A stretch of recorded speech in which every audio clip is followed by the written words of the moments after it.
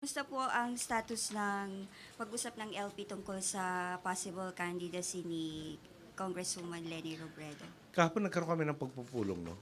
Si Mar nandun, ako, si Lenny, si Dinky, dalawang anak ni Lenny. Yung pangatlo, nasa exam week niya ngayon sa Philippine Science. So, hindi kasama doon. Yung, yung maganda usapan, yung mga palaisipin, ibinahagi sa atin ni Lenny, ating tugon naman doon. Huwag natin kalimutan, no? Parang kung tutusin nga, parang nanay ko, di ba? Housewife, biglang na-trust na leader of the opposition nung pinastang ng aking ama.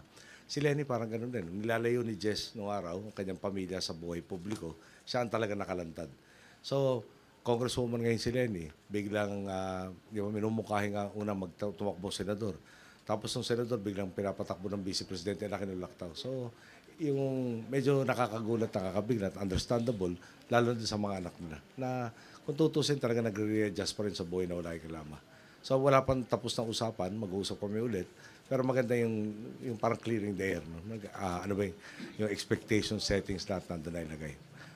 Bakit namin minumukay sa, o bakit kami pabor na siya maging vice president natin, etc.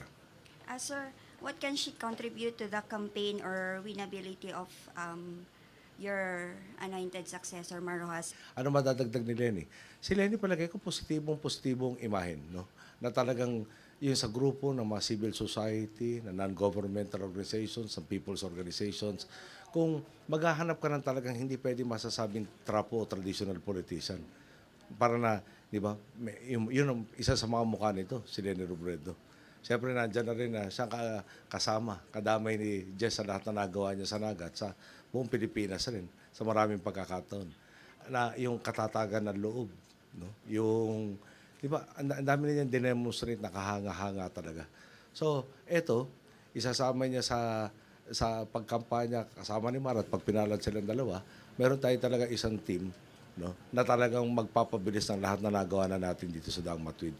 Kung magang yung nagawa natin pinagtulungan itong papuntang 6 na taon, pag ikinumpira doon sa gagawin itong dalawa, palagay ko masasabing sobrang layo no nagawa na dahil mag-uumpisa na naman siyempre sa mas mataas na antas.